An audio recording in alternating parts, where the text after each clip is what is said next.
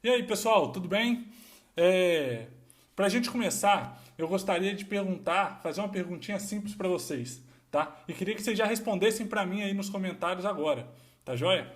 É, Vamos lá. Como que vocês planejam, tá, o treinamento de hipertrofia para os seus alunos ou para você mesmo, tá joia? Responde aí para mim agora nos comentários, não perde tempo não.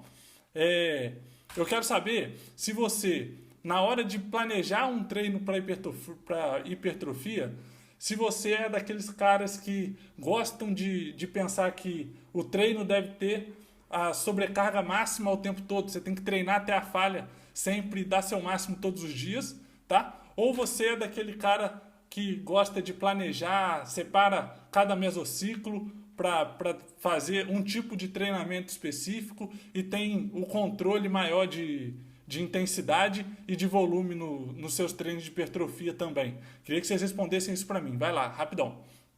Tá joia?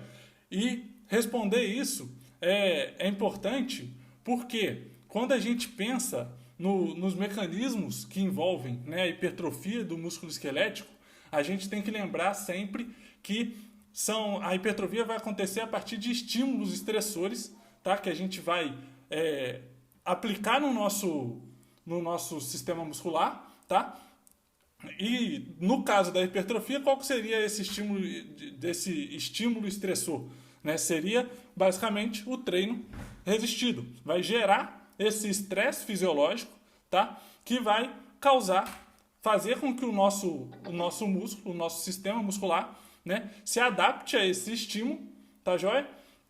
E após essa adaptação, vai ser necessário que a gente continue, né, estimulando esse sistema para que ele se adapte de novo e recomece o ciclo, tá joia? E quando a gente pensa nessas adaptações fisiológicas voltadas para a hipertrofia, tá? É importante que a gente entenda sobre a adaptação de hipertrofia miofibrilar, tá? O que acontece quando a gente dá esse estímulo para o nosso sistema muscular, né, do treinamento resistido. Nada mais é do que uma adaptação para a hipertrofia miofibrilar. Se a gente tem uma quantidade X de miofibrilas no músculo, esses estímulos eles devem fazer com que a gente multiplique, né, o número de miofibrilas que a gente tem dentro das nossas fibras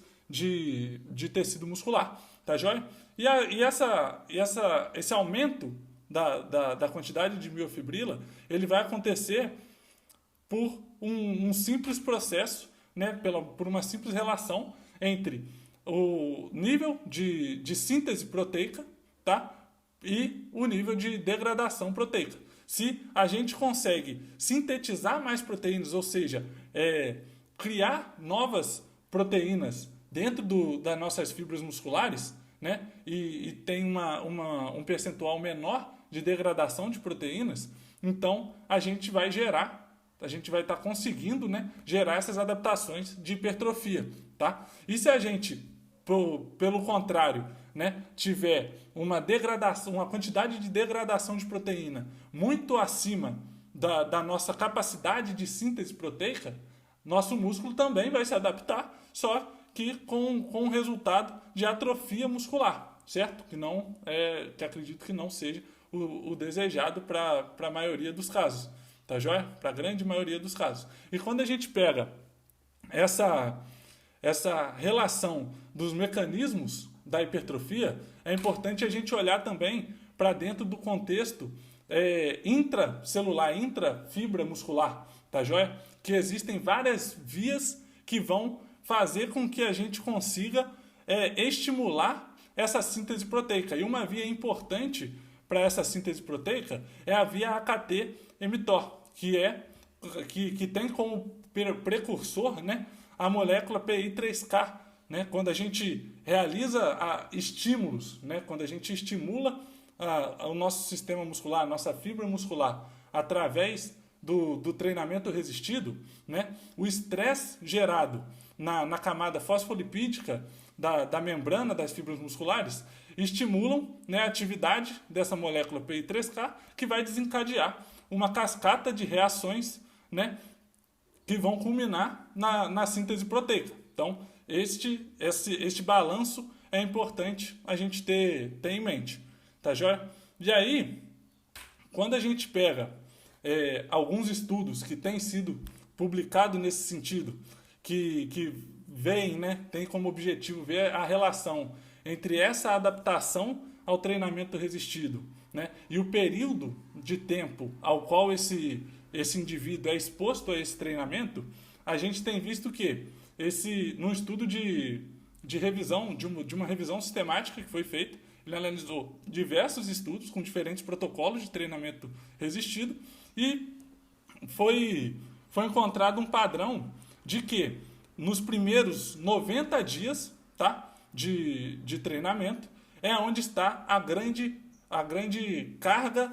de aumento da seção transversa do músculo, ou seja, do aumento de hipertrofia muscular. Tá, joia? Se a gente analisar, né, o percentual de hipertrofia por dia nos músculos que foram analisados, basicamente nesse estudo eles pegaram estudos que analisavam a seção transversa do músculo quadríceps e do tríceps braquial, tá, joia? Dos músculos do braço, ele coloca no estudo.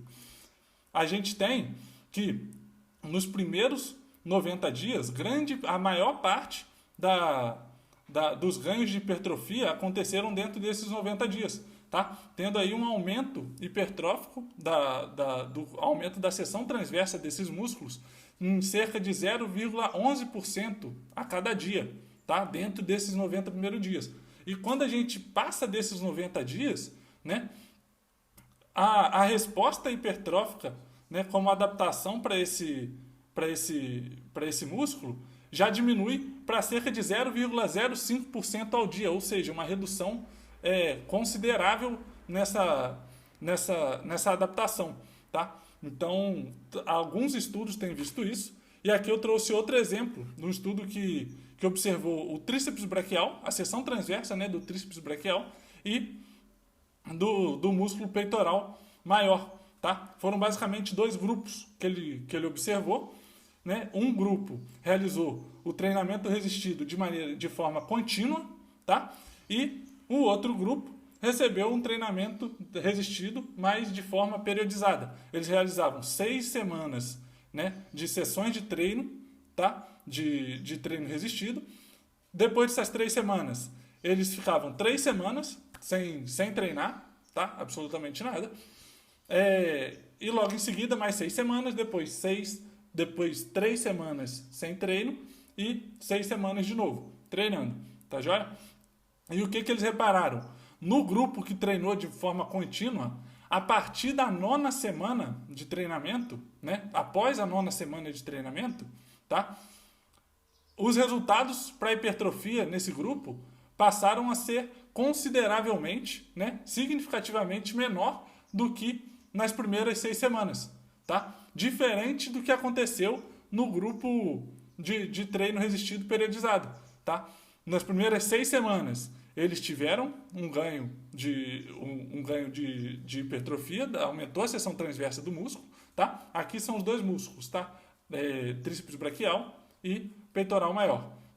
Durante o período que eles não treinaram, houve uma redução dessa massa muscular que eles ganharam, mas quando eles voltaram a treinar, os ganhos continuaram sendo semelhantes ao das primeiras 6 semanas, tá joia? Isso foi observado. Esse padrão foi observado nos dois músculos que eles analisaram, tá? E interessante desse estudo também é que quando ele observa, né, a seção transversa do músculo de maneira geral, durante todo o período de treinamento, o protocolo foi testado durante 24 semanas, ele não encontra diferença significativa entre os ganhos hipertróficos, né, do grupo que fez o treinamento contínuo para o grupo que fez o treinamento periodizado, tá? Embora que durante as 3 semanas, né, que o grupo periodizado não realizava o treino, exista essa diferença entre uma diferença significativa durante esse período das 3 semanas, tá? Entre o grupo contínuo e o periodizado. Quando a gente chega ao final das 24 semanas, os resultados não apresentam diferença. Tá? E mais curioso ainda, a gente pode observar no gráfico do pessoal que realizou o treinamento contínuo, esse gráfico mostra uma tendência de retificação para essa curva de ganhos de hipertrofia no grupo de treinamento contínuo. Enquanto para o grupo que realiza o treinamento periodizado, não apresenta essa tendência de retificação da curva. Tá? Isso é um achado interessante.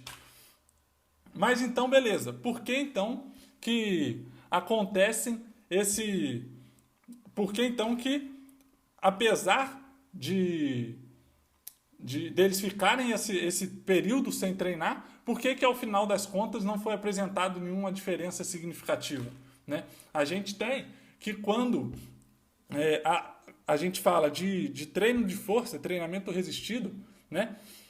Ele vai ter duas variáveis que vão controlar, né, os seus ganhos de força numa questão de tempo. Tá? Primeiro, vão ser as adaptações neurais, tá, que vão contribuir para o aumento da força, e também, né, a hipertrofia muscular, que juntamente com as adaptações neurais vão estar contribuindo para o aumento da força muscular. Tá, já a gente tem um gráfico que explica muito bem como ocorre essa fase. Tá? Nesse período inicial da linha tracejada para o lado esquerdo, né, a gente tem um período inicial de treinamento que varia aí entre 8 e 16 semanas. Né? O gráfico mostra para a gente que a maior parte dos ganhos de força, quem é o grande responsável pelo aumento da força nesse período inicial do treinamento resistido, né, são quase que exclusivamente as adaptações neurais. Tá? E após esse período da adaptação neural, que aí sim a hipertrofia começa a contribuir de forma mais considerável para que ocorra para que a gente continue tendo essa evolução no ganho de força.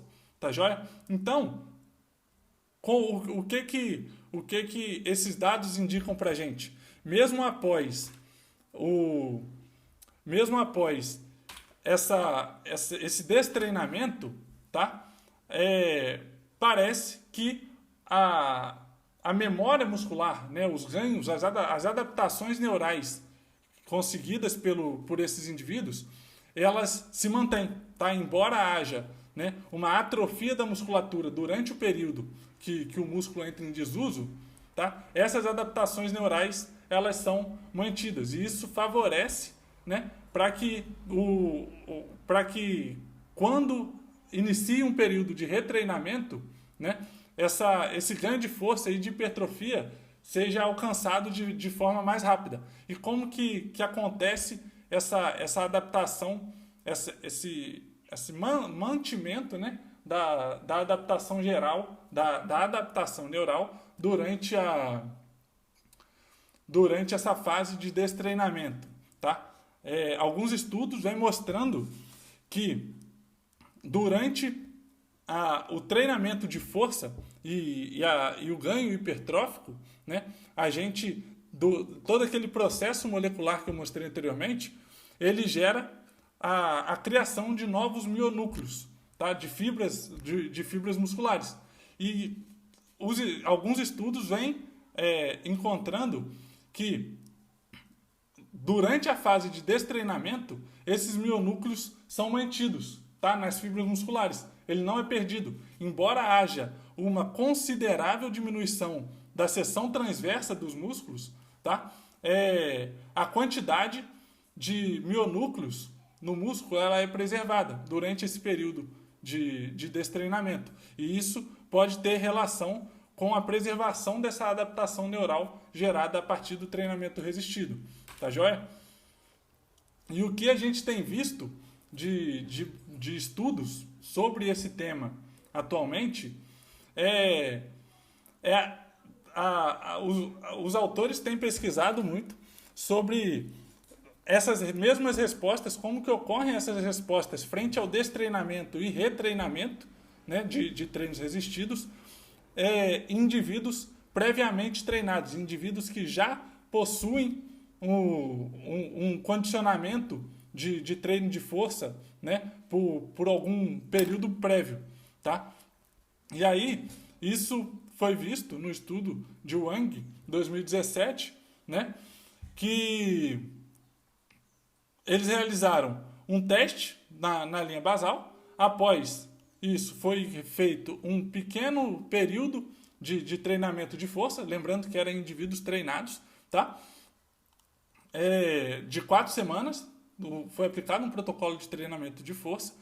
Passado essas 4 semanas, esses indivíduos eles foram induzidos a um destreinamento durante 2 semanas, tá joia?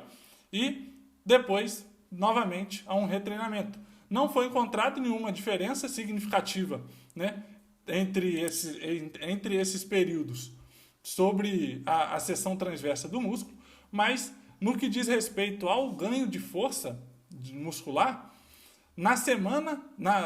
passadas as semanas de destreinamento, né, e as semanas de retreinamento, nesses 2 momentos, esses indivíduos apresentaram um ganho de força significativamente maior do que nos níveis basais, antes de iniciar os protocolos de intervenção, tá?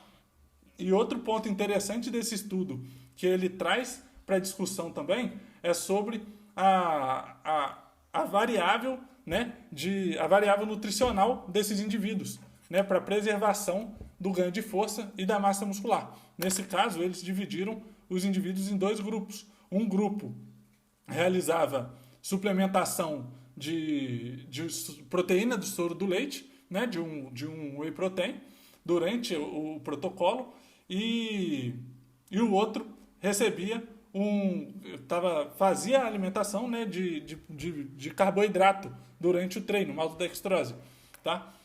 Porém, ainda não foi encontrada nenhuma diferença significativa relacionada à comparação entre essa ingestão de nutrientes relacionado com a manutenção da massa, tá joia? Nesse sentido.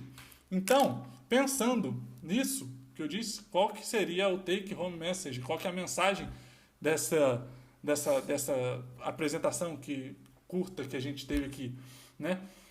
A questão é que o treinamento resistido periodizado, ele apresenta resultados semelhantes ao treinamento realizado de maneira contínua, tá? E quando a gente pensa na